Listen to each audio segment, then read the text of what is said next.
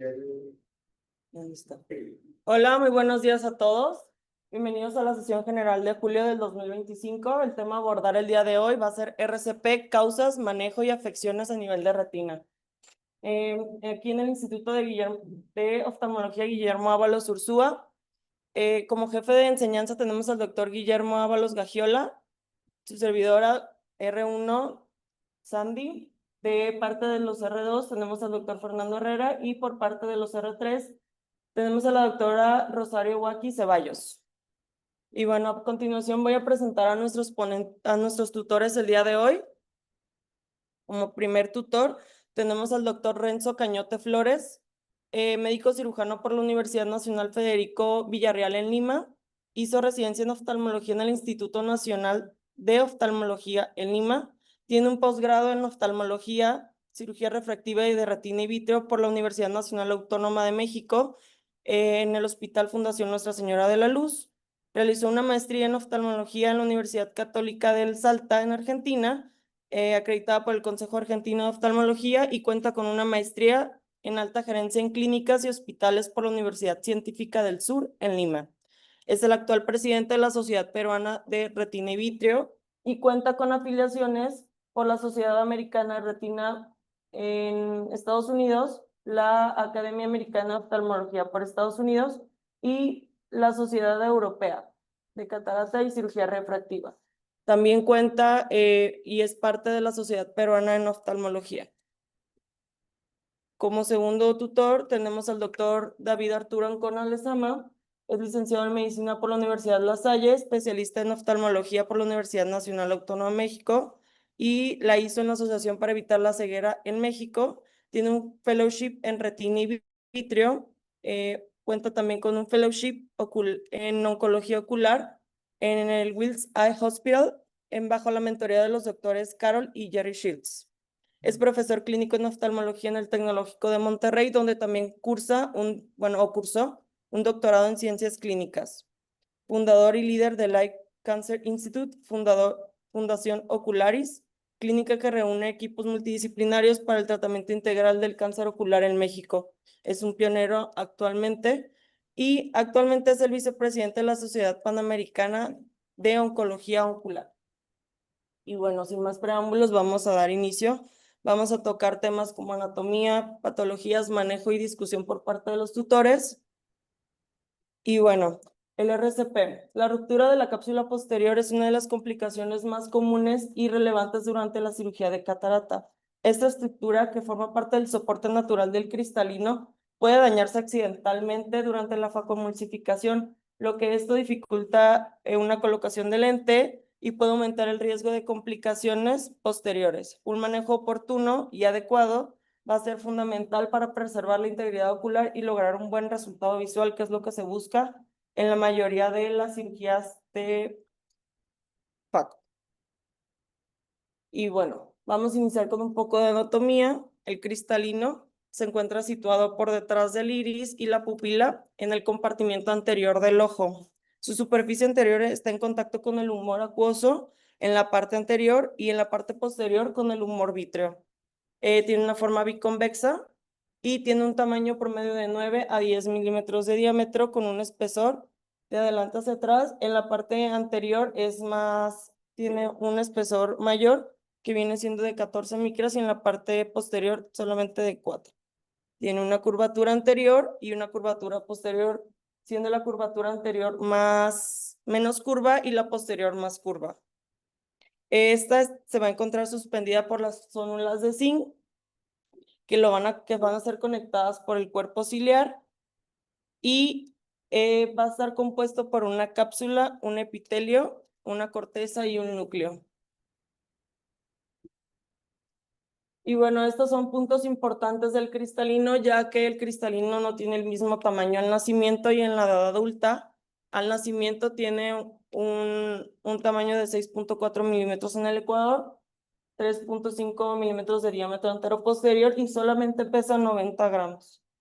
En el cristalino del adulto, llega a medir 9 milímetros en el ecuador, 5 milímetros de diámetro anteroposterior y pesa 255 gramos.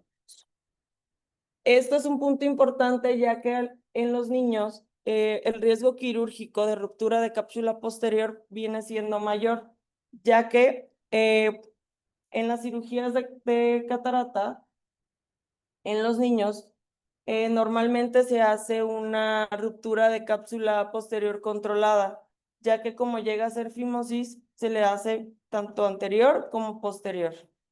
¿Sale? Y a todos los niños se les realiza una vitrectomía anterior. Y bueno, una de las funciones del cristalino principalmente es mantener la transparencia, refractar la luz y realizar la acomodación. Ahora vamos a comenzar a hablar sobre el vítreo.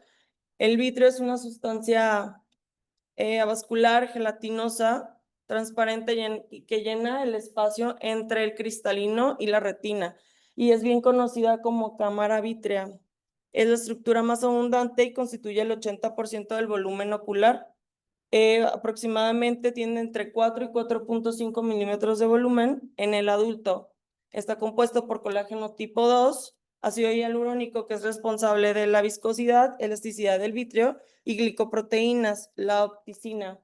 Esta es la responsable de la organización y la estabilización de la matriz extracelular. El compuesto químico pues está compuesto por electrolitos, proteínas plasmáticas, factores de crecimiento y antioxidantes, ácido ascórbico en altas concentraciones. Y bueno, va a estar compuesto también o va, se ve, sí se ve. Aquí donde tengo el cursor, se va a encontrar el ligamento hialocapsular de Weber, el cual en su adherencia en la cápsula posterior del cristalino, en el centro va a formar este espacio que va a ser llamado el espacio de Berger, perdón. De este van a ser el canal de Cloquet, donde antes se encontraba el remanente de la arteria hialoidea. Ya posnacimiento en teoría ya no se debería de encontrar, pero muchas veces a la exploración puede que encontremos algún remanente en esta parte anatómica, ¿va? Posterior, vamos a encontrar el espacio de Martegliani, que va a estar situado en la parte anterior-posterior hasta la región anterior del disco óptico, que viene siendo la base posterior. Y bueno, en el vítreo va a tener zonas de anclaje. En la base va a ser más adherente y a como va siendo más posterior, va perdiendo su adherencia hasta que en esta parte de la base, de la parte posterior, va a ser moderadamente adherente, ya que va a ser un poco más propenso a quitar las adherencias. Y bueno, la zona de anclaje más fuerte, esta se va a extender 2 milímetros por delante de la hora serrata y 2 milímetros posterior de ella. Es el lugar donde más firmemente está adherido y tiene gran relevancia quirúrgica, ya que no se puede desprender fácilmente en la parte más anterior y esta puede causar tracciones en la retina. Y bueno, dentro del vítreo tenemos cisternas y o canales, también canales. El cloquet, como ya les mencioné, es un canal hialoideo que se va a extender desde el disco óptico hasta la cara posterior del cristalino, que viene siendo todo esto. Esta va a formar parte de la bursa de Berger, que es la parte anterior, y es una pequeña cavidad virtual. Como tal, no hay espacios que separen, pero son espacios virtuales en los que las fibras del vítreo se van a acomodar para así ir acomodando las tracciones a los movimientos, y esto le va a dar estabilidad al vítreo, ya que cuando hay una ruptura de cápsula posterior, dependiendo del tamaño, muchas veces ahí sale una gran cantidad de vítreo y hay muchas veces que no. Eso va a depender del tipo de localización en el que haya sido la ruptura. La cisterna de Pointer, que viene siendo, ay, ¿dónde está? Estaba por aquí. Es un espacio del triángulo invertido detrás del cristalino, que está como por acá. Es débil y puede comenzar el desprendimiento de vitrio posterior. Y bueno, ahora pasándonos a las estadísticas de la ruptura de cápsula posterior, la mayoría de las rupturas suceden durante la facoalimentación, que es la etapa de emulsión y aspiración, que aproximadamente el 25% de ellas ocurre durante la aspiración y la irrigación. De ellas, alrededor del 9% al implantar el ente y un 5% en etapas iniciales de la hidrólisis. Encontramos un artículo del 2023 que fue hecho en India, un estudio de 1,302 casos.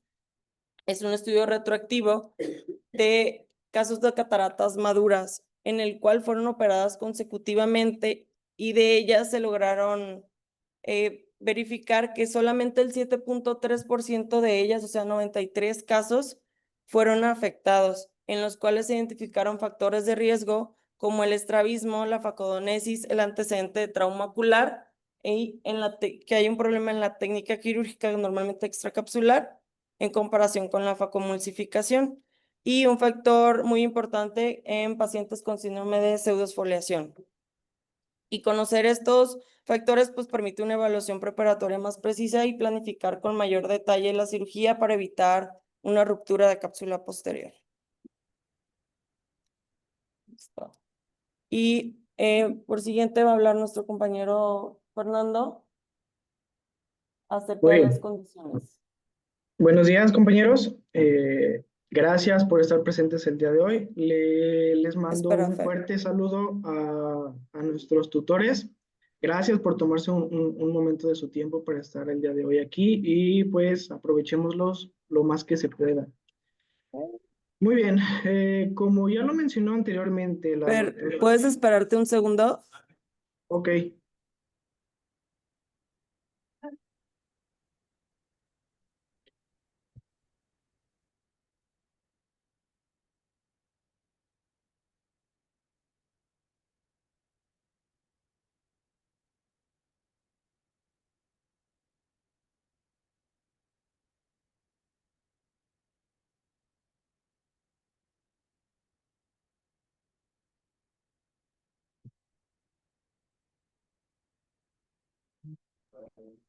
Fer, ¿puedes iniciar tu ponencia? ¿listo? Perfecto, muy bien.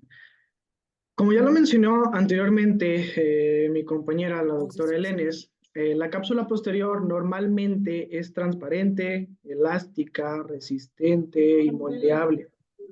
Mantener Espera, su... Fer. Nos permite un segundito Espera. porque tenemos problemas Oh, técnicos. ok, Gracias.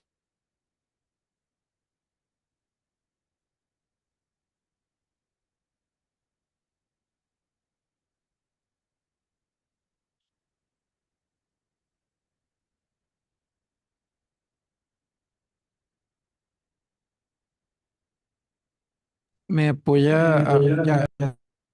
¿listo? Listo, Fer. Ok, muy bien.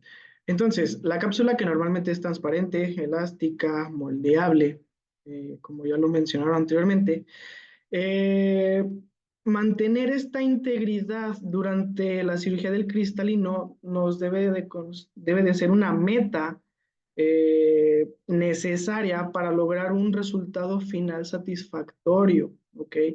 Para esto debemos de garantizar la colocación de la lente intraocular en su posición más óptima y evitar en la medida de lo posible complicaciones, especialmente, como estamos en este módulo, pues retinianas. La ruptura de la cápsula posterior no es más que su pérdida de continuidad, ¿sale? Constituye una de las complicaciones transquirúrgicas más temidas al momento de realizar la cirugía de catarata. Puede ocurrir, como ya lo mencionamos anteriormente, se puede presentar más comúnmente durante la emulsión del núcleo. Debemos de conocer que existen series de condiciones o factores de riesgo al momento de realizar un abordaje sobre el cristalino, ya que existen estas condiciones que nos hacen más susceptibles que se nos presente una ruptura de cápsula posterior. Como factores generales voy a abordar las cataratas traumáticas, la catarata con pseudoexfoliación, las cirugías de cataratas en las cuales nos encontremos frente a un paciente con una miopía alta Y cuando nos topemos de manera intraquirúrgica con un paciente que tenga el síndrome de iris flácido, pero no solamente debemos de quedarnos con estas cuatro patologías, también debemos de conocer, debemos de saber que existen otras más, como por ejemplo el síndrome de Marfan, casos en el que nos encontremos frente a un paciente con una cámara anterior estrecha, o incluso pacientes que tengan antecedentes de vitrectomías posteriores previas. Y no está de más también mencionarles que igual en cataratas brunescentes, estas condiciones van a predisponer o van a hacer que se presente de una manera más fácil una ruptura de la cápsula posterior. Pasamos a la siguiente, abordando el tema de la catarata traumática. Bueno, la catarata traumática termina siendo el resultado de una lesión física que pudo haber sido abierta o cerrada.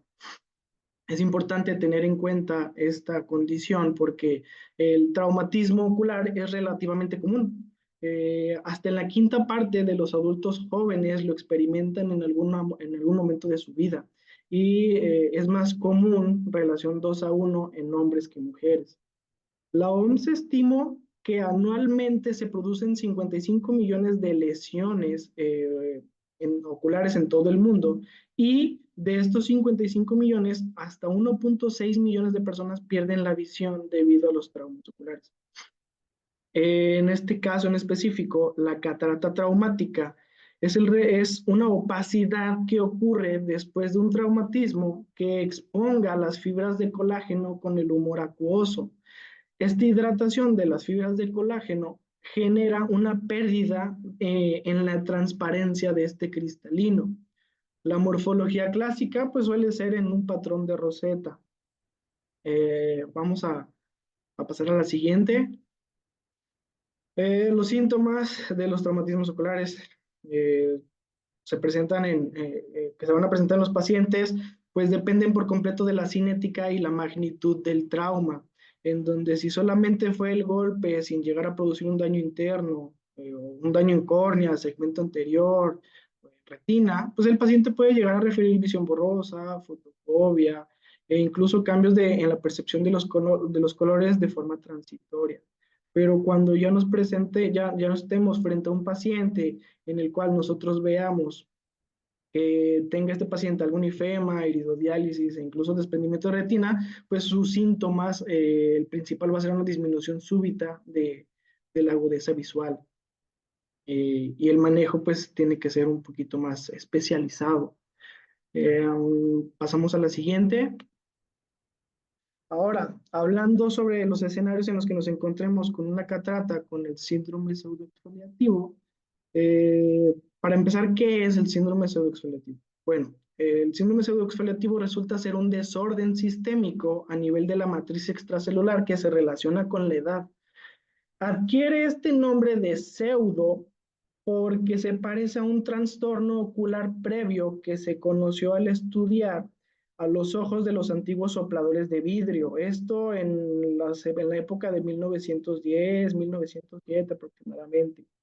En estos pacientes se encontraba exfoliación en la cápsula anterior, ya que estos pacientes debían de mirar al fuego y al vidrio candente por un tiempo prolongado, justamente como lo vemos ahí en la imagen. Esta exposición intensa del cristalino a la radiación infrarroja que producía calor generaba que este tejido de sostén que está compuesto de colágeno y proteínas en forma compacta perdieran esta estructura compacta y se desordenaran generando este material de exfoliación.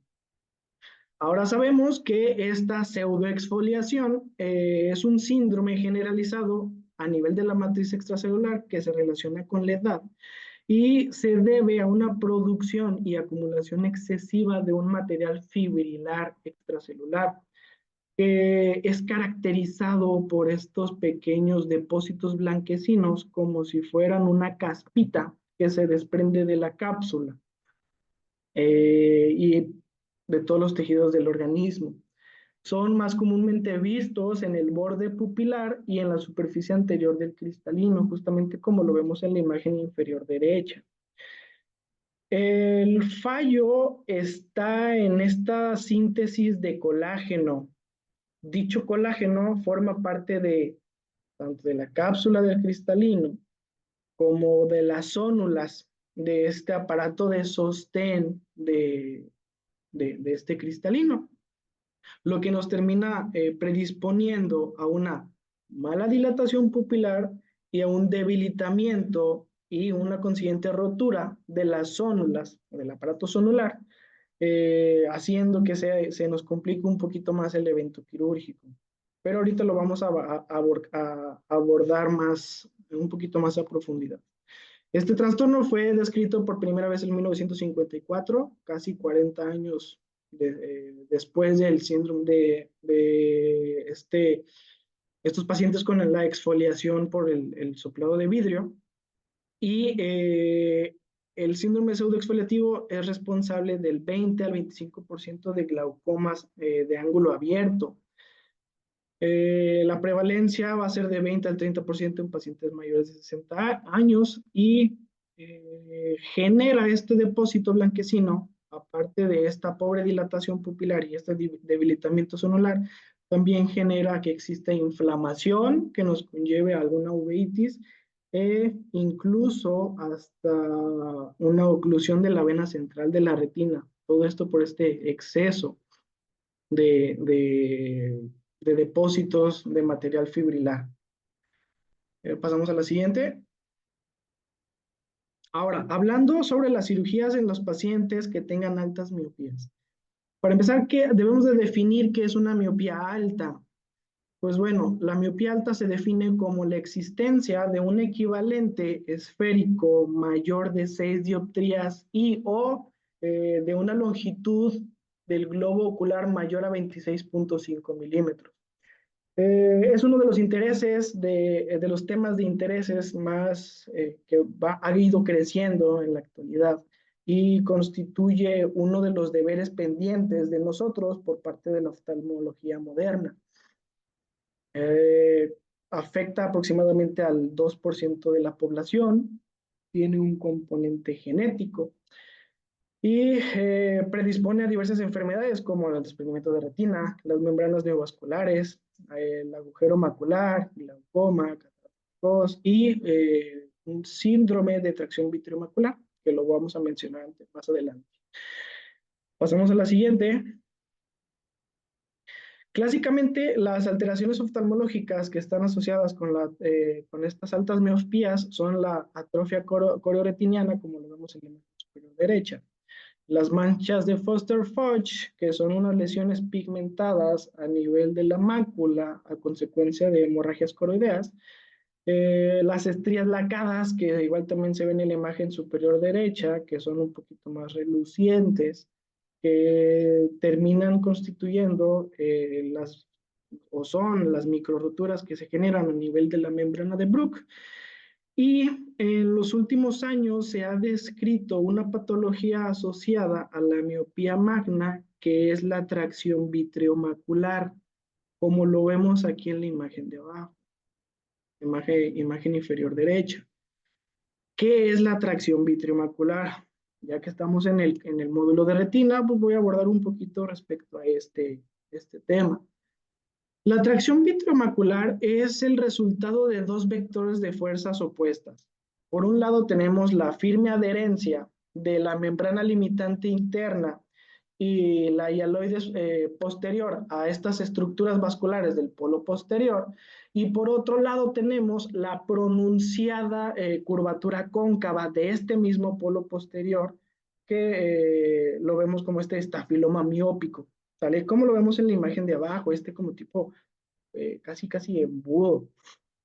De este choque de vectores, de la fuerte adherencia que tiene y esta curvatura pronunciada, es que tenemos el derivado síndrome de tracción vitreomacular, en donde se puede presentar la tracción pura, con esta típica imagen en el OCT de un desprendimiento de retina. No, regrésale a la anterior. La imagen inferior izquierda, la imagen del OCT. en donde vemos este desprendimiento de retina en alas de gaviota de la hialoides que está anclada sobre la mácula, sobre la fóvea, perdón, o por otro lado tenemos unos agujeros maculares, ya sea de espesor completo o incompleto, ¿sale? También podemos encontrarnos pacientes que presenten esta fobiosquisis miópica, igual a consecuencia de este choque de vectores de fuerzas opuestas. Ahora sí pasamos a la siguiente, por favor. Muy bien, como bonus respecto a la tracción vitreomacular, este es un paciente, o estos son los pacientes que nos vamos a encontrar en nuestra consulta de diario con miopías altas, en donde vemos aquí en este conglomerado de imágenes varios cambios respecto a varios cambios generados respecto a la miopía magna y a la tracción vitreomacular. En la imagen de la foto clínica de fondo de ojo, puesta como A1, podemos observar micropliegues vasculares retinianos, mostrándose como esta teselación capilar señalada con las flechas rojas y azul, tanto superior e inferior respectivamente. Y este estafiloma posterior clásico en estos pacientes. Estos hallazgos clínicos los podemos corroborar tanto en el OCT como en la reconstrucción tridimensional.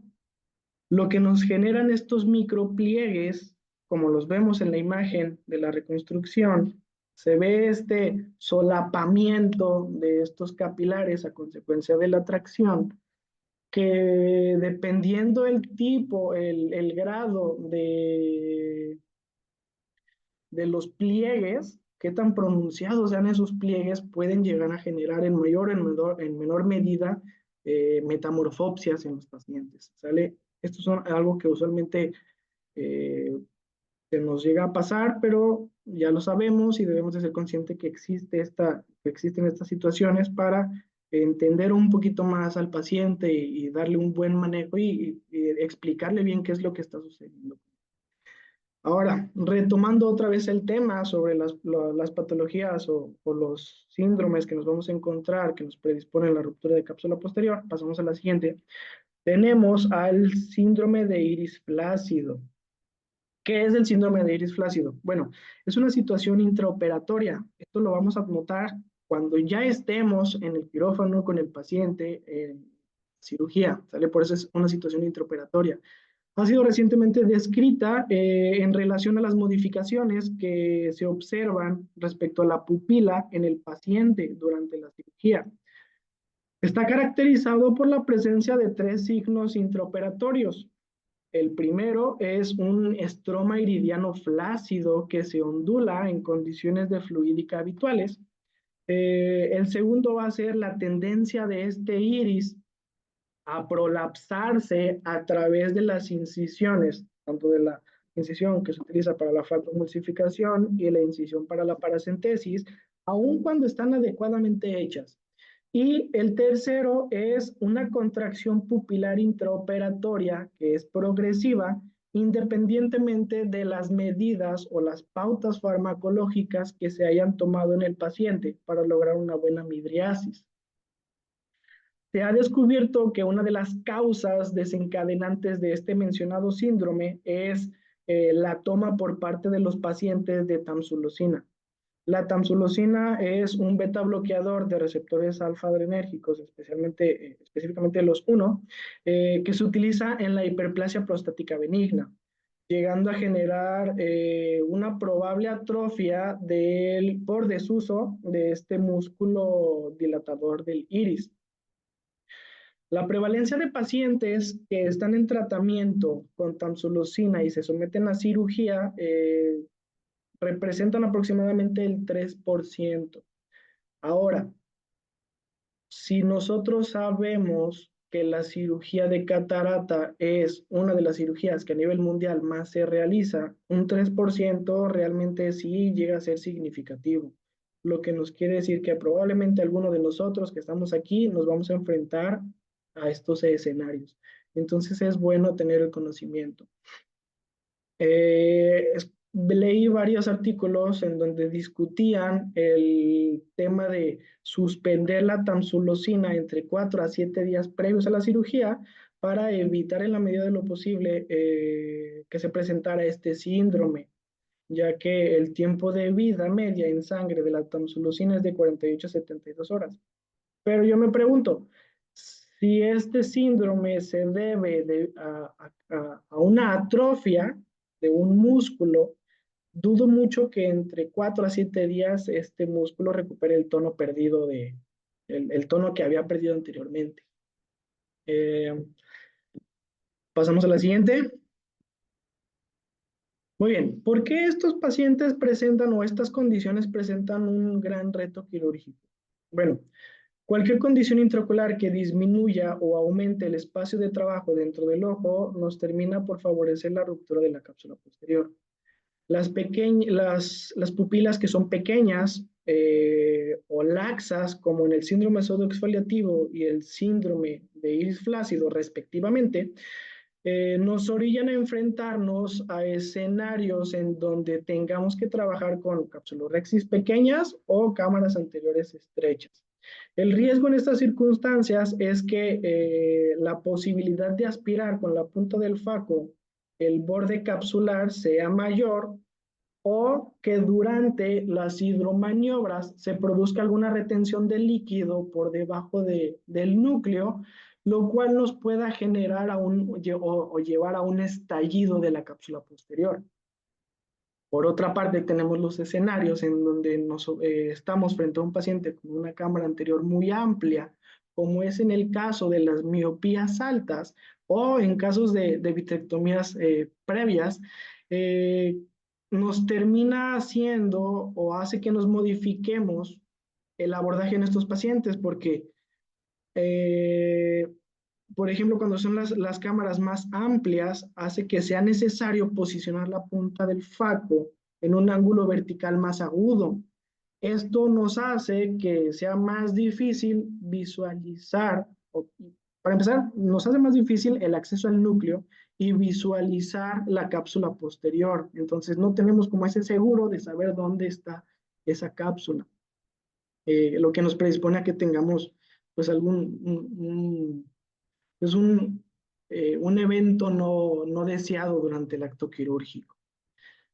O por otro lado, también tenemos un núcleo de mayor tamaño y más duro, como en el visto en cataratas traumáticas, que aumenta esta posibilidad de ruptura de la cápsula, ya que al ser un núcleo más denso, más duro, terminamos sometiendo a más estrés a todo el aparato celular y a esta cápsula en sí.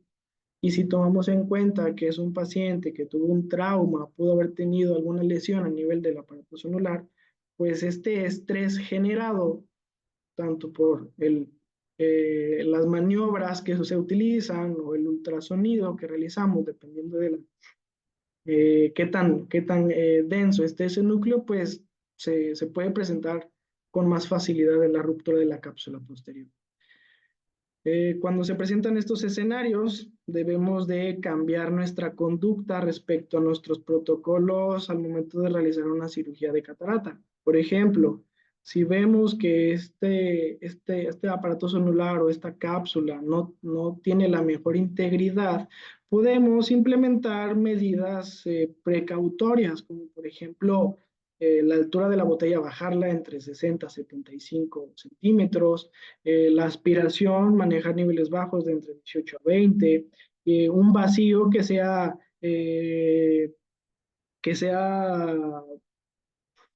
proporcionalmente, que vaya, o sea, que esté proporcionado a los parámetros que ya estamos mencionando anteriormente, entre 180 a 200, y también algo que sí va a variar por completo y es un factor indeterminado, es el ultrasonido que vamos a implementar por el grado o la densidad de esta catarata.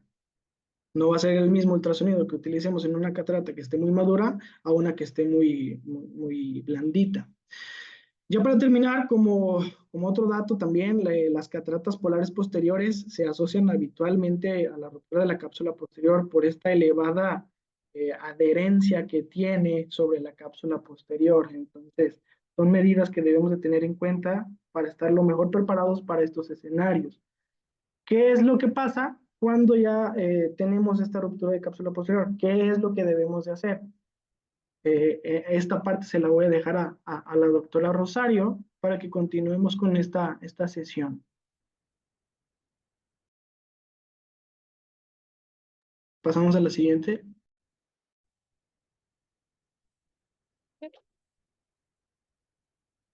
Va muy bien, como nuestro compañero Fernando nos está comentando, hay diferentes patologías que nos van a llevar al temido RCP o ruptura de cápsula posterior.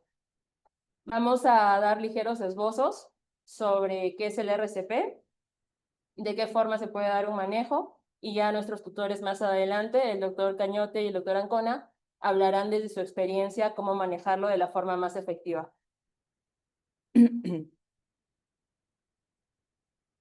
Entonces, ¿cuándo se puede presentar un RCP? Un RCP se puede presentar en cualquier punto de una cirugía de facoemulsificación.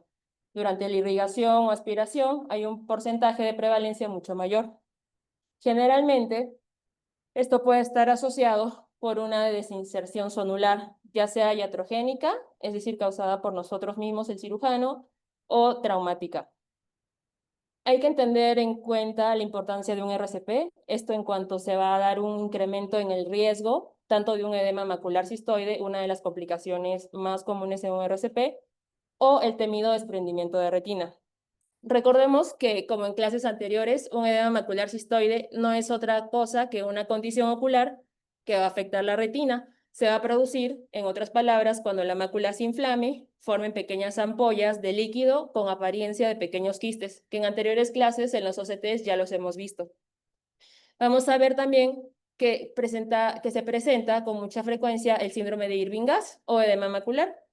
Hay que tener en cuenta y hacer un poco de memoria que tras una cirugía de facoemulsificación va a existir una liberación de agentes inflamatorios, es decir, prostaglandinas, interleucinas, citocinas. ¿Qué va a pasar en este caso? Se rompe la barrera hematorretiniana, lo que permite la extravasación de líquido al espacio intra e intercelular de la retina.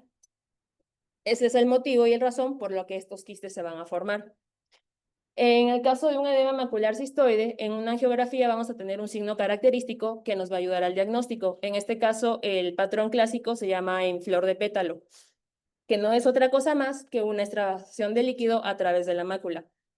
Recordemos que cuando esta hiperpermeabilidad capilar se produce y permite toda la salida de líquido y proteínas al espacio extracelular, la inflamación y la liberación de los mediadores que hace un momento les comentaba, VEGF, citoquinas, interleucinas, entre otros, hacen que este acúmulo de líquido en la retina, generalmente lo vamos a ver en un OCT, en la capa nuclear interna y en la plexiforme externa, lo que haga y nos lleve al final del día a un edema macular. Perdón. Hay que hablar también a grandes rasgos de algunos signos característicos que como cirujanos nos pueden dar idea que está sucediendo un RCP. En este caso, vamos a notar una profundización súbita de la cámara anterior con una expansión transitoria de la pupila. La expansión de la pupila se va a dar por la simple razón de que va a haber una presencia de vitrio en cámara anterior. Entonces es un signo característico que nos va a poder ayudar a identificar un poco más que esto está sucediendo. La dificultad para rotar el núcleo también es parte de. Recordemos de que antes el núcleo, una vez de que estamos en la facoemulsificación, ya es un poco más móvil. Si vemos este tipo de características y sobre todo la más temida, un descenso ya sea parcial o total a nivel de un plano más posterior, sabemos que estamos frente a un desprendimiento, frente a un RCP, perdón.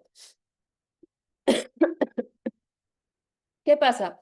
Cuando lamentablemente se ha dado el RCP y hay una pérdida del vitrio como tal, vamos a ver 3 puntos característicos importantes. Primero vamos a estar frente a la presencia de una tracción retinal.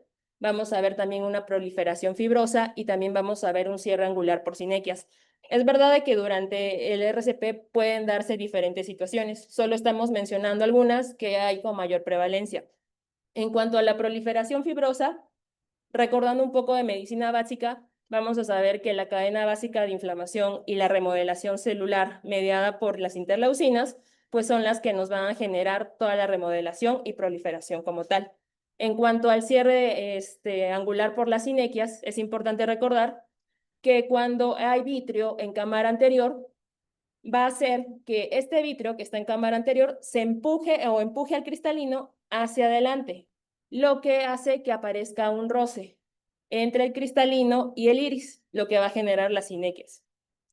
Hay que recordar histopatológicamente que más del 50% de los pacientes con un DBP en algún punto tienen un residual de un tejido de vitrio residual, como lo había comentado mi compañero Fernando, adherido a la membrana limitante interna.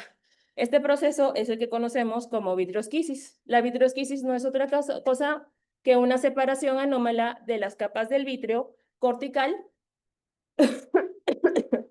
y alguna parte se queda en la membrana limitante interna. Es probable que esto sea un desencadenante a la formación de las membranas epirretinianas, en cuanto que al momento que el vitrio se está desprendiendo, contiene diferentes elementos contráctiles celulares, como los miofibroblastos, por ejemplo, que van a desencadenar todos estos síndromes variables. Entonces, ¿qué sucede? ¿Qué hacemos? Lo primero, y puede parecer un consejo quizás muy cliché, es que el cirujano que esté frente a un RCP tiene que respirar, tranquilizarse y pensar fríamente qué es lo que va a proceder. Hay que entender 3 puntos característicos. No todo es vitrectomía frente a un RCP. Lo principal y el objetivo como tal es no permitir que la cámara anterior colapse, por supuesto, y el cirujano tiene que estar preparado que al momento de que si haya un RCP y no hay una forma de solucionarlo, también la cirugía puede mutar. Es decir, podemos convertir una cirugía que venía para facomulsificación a una cirugía, por ejemplo, por poner un ejemplo, extracapsular. Este mensaje que lo pusimos aquí, mis compañeros y yo en las diapositivas, se nos hizo muy importante para recalcar la importancia del cirujano al momento de una cirugía. El cristalino como tal no daña la retina. El cirujano sí puede hacerlo con una mala maniobra. Entonces, ¿qué pasa? Anatómicamente y fisiológicamente hay que recordar que en la base de cristalino hay 2 puntos importantes. Existe una fuerte adhesión vítrea y por otro lado una retina periférica débil. Es decir, por poner un ejemplo, el cirujano va a introducir la punta del faco en la cavidad vítrea, como lo podemos ver en la imagen, tratando de buscar el resto y sacarlo. Pero no se toma en cuenta que esto genera una atracción vitreoretinal. Como ustedes ven en la imagen, el resto del cristalino está adherido a una banda vítrea, que al momento de querer ir por él, jalamos la retina y probablemente ocasionaríamos un desgarro. Recuerden, anatómicamente, como Sandy lo había comentado muy bien hace un momento, que la retina es más gruesa en la parte central, es decir, en la mácula, en el nervio óptico, y lamentablemente es más débil en la zona periférica. Por el contrario, el vitrio en esa zona tiene una fuerte adherencia.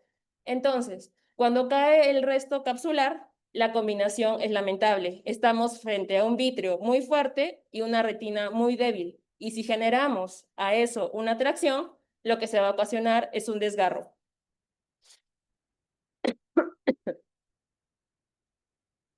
Muy bien, ahora vamos a hablar brevemente sobre los problemas en el abordaje en RCP. Ya nuestros tutores hablarán un poquito más de técnicas y demás. Aquí solamente vamos a intentar familiarizarnos con el tema. Hay 2 puntos importantes que consideramos al momento del abordaje. El primero, la mala visibilidad. Es por eso que frente a un RCP es un reto quirúrgico para cualquier cirujano, sea segmentólogo, sea retinólogo. La mala visibilidad, que se puede venir acompañada de miosis, de un edema corneal, de estrías en descemen, además de la fuga por las incisiones e incluso un edema corneal causado por nosotros mismos al momento de una hidratación excesiva. Entonces, hay que tener en cuenta y hay que entender que no todos los fragmentos luxados siempre van a requerir una cirugía. Algunos fragmentos pueden absorberse sin cirugía, como usualmente lo hemos visto en consulta. Perdón. Vamos a hablar ahora ligeramente también sobre los objetivos de una vitrectomía. ¿Cuál es el objetivo real del por qué hacer una vitrectomía? Antes que nada, hay que minimizar la tracción postoperatoria, es decir, hay que reducir un riesgo de un desprendimiento de retina. Otro objetivo como tal es dejar una cámara anterior limpia. Ahora, en cuanto a que absorbamos o retiremos todos los restos, no es un objetivo principal, es un objetivo secundario. Y también otro objetivo secundario vendría a ser la posibilidad de una implantación del IO. No necesariamente en todos los momentos y en todas las situaciones el IO se va a implantar después de un RCP o una cirugía complicada. Es decir, el objetivo como tal, tras una vitrectomía, es minimizar un trauma mecánico del iris, que es el que causa, como habíamos comentado hace un momento, un mayor edema macular cistoideo. Recordemos que en este punto es muy importante hablar que el trauma al iris, aunque muchas veces estamos en una cirugía y no le ponemos tanta atención, es muy importante porque es una de las mayores causas de edema macular. Si ustedes no quieren tener un paciente que luego de una cirugía,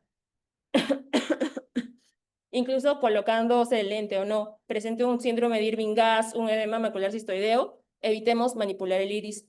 Recordemos que esta manipulación genera una liberación de prostaglandinas, las cuales, una vez más, alteran la barrera hemorrotiniana porque aumentan la permeabilidad vascular. Entonces, un punto importante al momento de una vitrectomía es siempre tener un respeto al manejo con el iris. Ahora, como un tema no controversial, pero muy debatido al momento de hacer una vitrectomía anterior, hablamos a grandes rasgos de la técnica de microesponja. Como podemos ver aquí y como algunos residentes quizás estén familiarizados, es una técnica para poder retirar vitrio en algún momento de una cirugía. Eso depende mucho del cirujano que lo realice. Entonces, cuando estamos hablando de una vitrectomía anterior, hay algo que tenemos que conversar, porque todos en algún momento hemos conocido o hemos escuchado esta técnica. Pero ¿es una mala idea? No lo es. Como ven en la imagen, las microesponjas no solamente pueden generar restos intracamerales por la misma formación de la estructura de la celulosa, sino también generan tracción. Y es ahí cuando viene el problema. Cuando nosotros hacemos el barrido de la zona en donde se encuentra el vitrio, ya sea por una incisión principal o por la incisión accesoria, tenemos la costumbre de jalar porque lo que queremos con unas vanas es retirar. Pero ahí viene el problema. Esta tracción que se está generando genera una alteración, como lo podemos ver en la imagen, en la base del vitrio. ¿Y qué sucede? Pues es donde se generan como tal los desgarros retiniales, principal factor de riesgo para un desprendimiento de retina. Entonces, ¿deberíamos usarlas? ¿No deberíamos usarlas? ¿Qué medidas deberíamos de tener? Más adelante se va a desarrollar un poquito en cuanto a la experiencia de nuestros tutores en la clínica privada. Otro punto importante y otro agente que nos sirve para ayudarnos es el uso de transinolona. ¿Vale la pena usarla? Recordemos de que existen partículas en suspensión de la transinolona que van a ser, perdón, van a ser atrapadas en la estructura del gel. Entonces, ¿cuál es la ventaja real de usar transinolona? Que permite mejor visualización del vitrio. Y otra ventaja como tal es que se ha registrado que presenta un bajo riesgo de glaucoma si es removida en su totalidad. Entonces, ¿cómo deberíamos hacer el uso regular de la transinolona? Lo que se recomienda en todo momento es usarla porque es un medicamento de muy fácil acceso. Permite una visualización muy clara del vitrio, se va a poder identificar por el contraste que genera entre las micropartículas que se van a adherir. Esto con el fin de alguna forma, buscar la mejoría visual del paciente, intentando limpiar todo el vitrio que sea posible. Habíamos conversado un poquito con mis compañeros en la sesión de que la preparación de la transinolona también es un punto importante, que malamente en muchos países no se hace de la forma adecuada como se manda, pero es importante tenerlo en cuenta. Solo por poner un ejemplo rápido, Alcon en Estados Unidos maneja algo que se llama Trisens, que es una transinolona estéril de carga rápida y se inyecta. En México y en otras partes de Latinoamérica siempre se intenta, o lo más recomendable es centrifugar el frasco, dejarlo reposar un momento y luego solamente agarrar la parte superior del medicamento. No necesariamente se hace así, depende mucho de la técnica del cirujano. Actualmente, la mayoría de personas nos podemos dar cuenta que no se filtra la transcinolona, pero es un punto de efectividad que se debería tomar, que generalmente en el primer mundo sí se hace, sobre todo por el riesgo quirúrgico que representa como tal y el aumento de la presión. Vamos a hablar ahora un poco sobre los requerimientos en una vitrectomía. Siempre hay que tener un sistema de irrigación permanente. Eso es lo primero. Recordemos ese momento de que la estabilidad de la cámara anterior es uno de los puntos más importantes y un punto de éxito para una cirugía efectiva. Recordemos también otro punto importante, que la retina periférica, como ya lo habíamos mencionado, es 100 veces más débil que la retina central. Y por último, la adherencia vitreoretiniana es generalmente mayor en la base del vitrio. Vamos a hablar un poquito ahora en cuanto a la técnica de remoción del vitrio. No vamos a entrar mucho en este tema porque ahora nuestros tutores nos hablarán un poquito más, ellos como retinólogos, de cómo es que se produce. Solo hay que tener en cuenta datos básicos, como primero, al momento de una vitrectomía hay que programar una tasa de alto corte lo más que se pueda. Y un tip, o para entenderlo y ingresar un poquito más en el mundo de la vitrectomía, nunca hay que aspirar sin cortar. Es decir, siempre sí y A, que es decir, primero el corte, luego la irrigación y por último la aspiración. Es decir, la mejor forma para ingresar un vitrectomo es siempre cortar, nunca retroceder y nunca aspirar. Porque recordemos que el vítreo, al estar tan adherido, podríamos nosotros mismos, si no manejamos una técnica adecuada, generar los desgarros. Luego vamos a hablar sobre los fragmentos en cavidad vítrea, el manejo y sobre todo si el paciente necesita otra intervención. Esto también orientado a la clínica del cirujano en particular que esté realizando la cirugía. Antes que nada, es importante nosotros como residentes, sobre todo en pacientes que revisamos posoperatoriamente, hay que tratar de identificar si es corteza o si es núcleo. Y eso está dado básicamente según la transparencia del resto. Sobre todo si está en cámara anterior, es más fácil de observar. Si ven que el resto es corteza, es decir, que no es tan opaco, podemos valorar si con corticosteroides puede resolver. Si es en bibliografía nos dicen que si es menos del 25%, entre el 10 y el 20% es apto a hacerlo. Pero ¿qué pasa? Si la córnea está opaca, si hay que desinflamar, si hay que esperar de que las estrías endésemes desaparezcan, no es tan fácil el poder determinar qué tipo de arrastro es. Y eso también dificulta el momento de hacer la cirugía como tal. Entonces, algo importante al momento de pensar si necesita una reintervención o una cirugía en segunda intención es contar de la mano que la córnea esté transparente, porque una visibilidad asegura una cirugía más satisfactoria, no solo para el cirujano, sino también para el paciente. Por último, vamos a hablar un poco también de un signo característico que podemos ver, las bandas vítreas. ¿Qué pasa si, por ejemplo, se solucionó todo? Pasan los días y aparecen las bandas vítreas. Generalmente, un tip o dato característico de estas bandas es que se asoman o se dirigen hacia las heridas, ya sea hacia la herida principal o hacia las incisiones. Va a depender el valorar quitarlas o no de qué tanto vitrio encontremos. Si es una sola banda y solo genera tracción, como ya bien sabemos, podemos servirnos del jack láser para poder liberarla. Si en teoría se libera la tracción, no debería haber mayor problema. Nos podemos fijar después de esto si la pupila está formada, si ya quedó reactiva. Entonces, en este caso, nos salvaríamos de una cirugía de segunda intención. Ahora vamos a pasar, en base a todo lo que hemos comentado, a hablar un poco más con nuestros tutores que nos brinden un poco de su experiencia en cómo manejan este tipo de cirugías, qué afectaciones se han presentado a lo largo de su práctica clínica médica privada y sobre todo algún tipo de consejo que nos podrían dar nosotros que recién estamos empezando como residentes en este tipo de cirugías. Doctor Cañote, no sé si me escucha.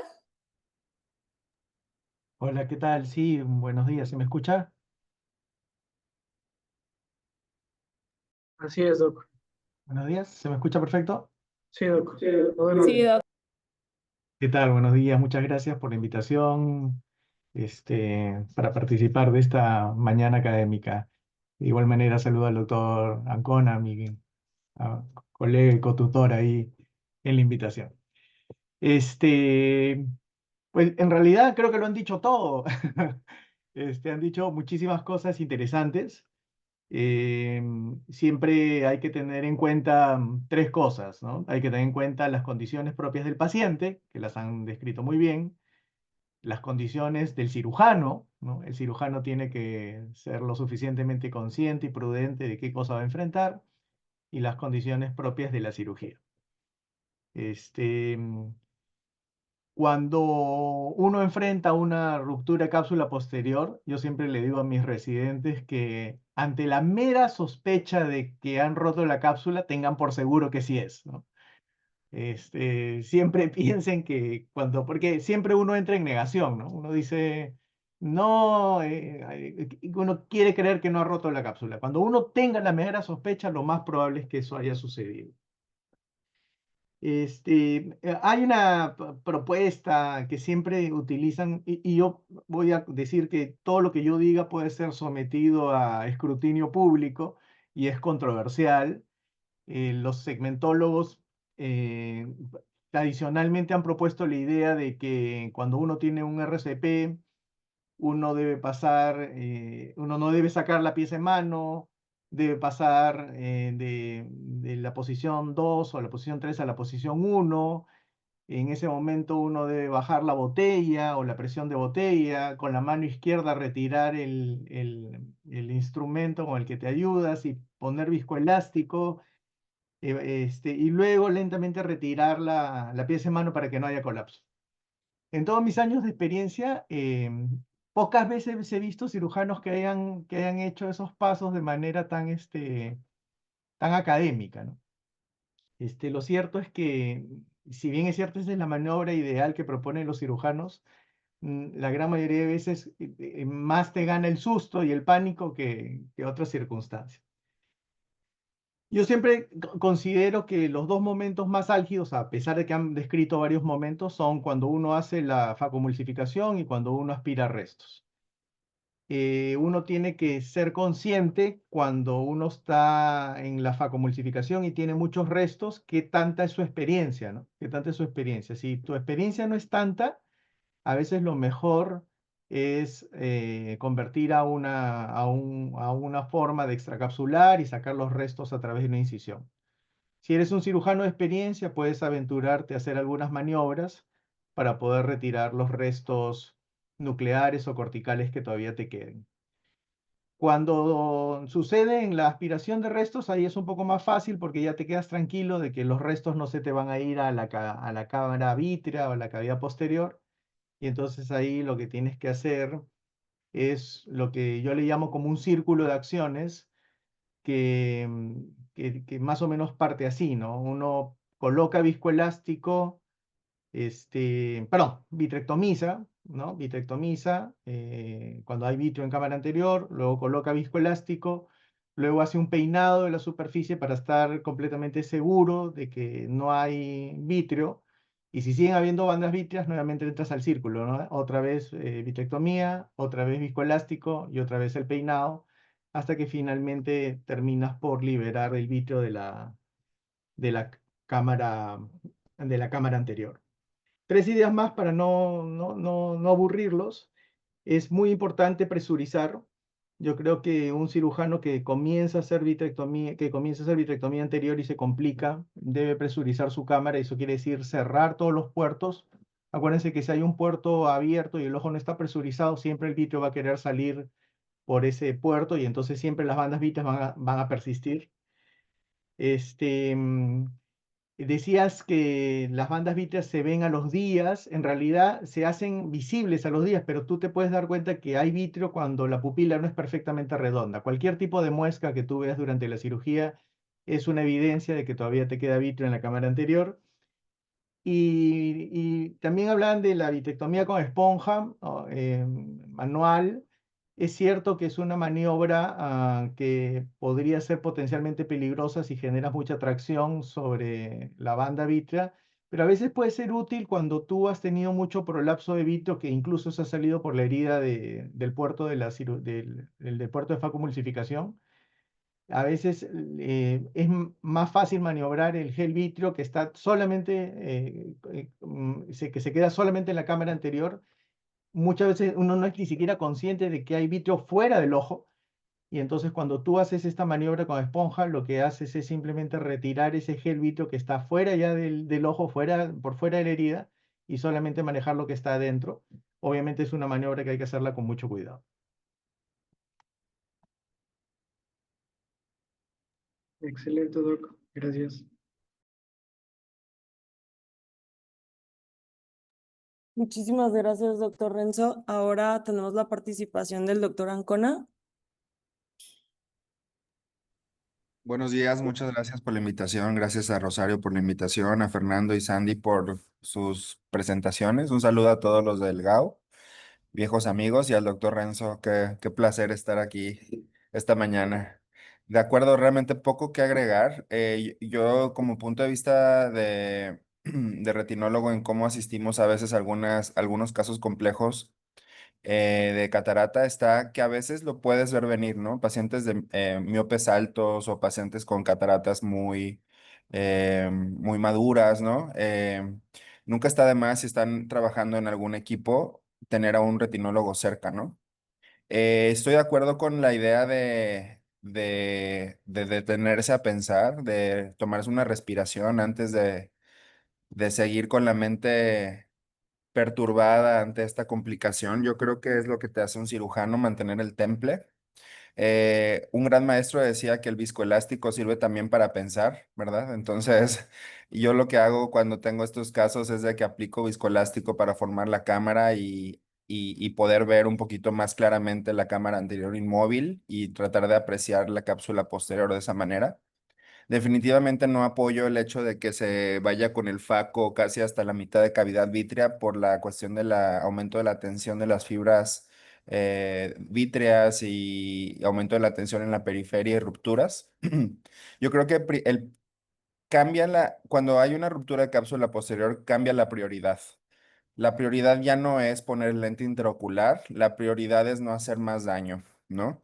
En ese entonces tienen que cambiar el switch de que ya no le llamamos una cirugía exitosa cuando se presenta esta complicación, poner un lente intraocular, sino que es prevenir un desprendimiento de retina o prevenir una descompensación corneal o un edema macular quístico por Irving Gas, ¿no?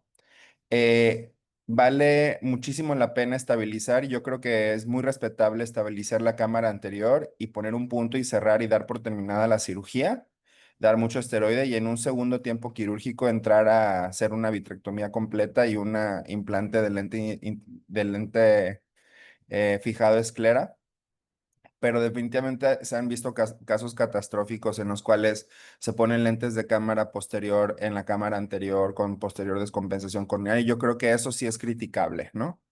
Nadie te va a criticar si te complicó una cirugía, es algo que nos va a pasar a todos, pero sí vamos a criticar el hecho de haber desesperadamente hecho cosas que no deberíamos y que la ciencia no apoya, ¿no? En ese sentido, no sientan un fracaso porque a todos nos va a pasar. Cierren, traten de dar esteroides a pasto, ¿no? Por si que ya queda algún resto cortical y desinflamar para entrar en un segundo tiempo quirúrgico junto con un retinólogo.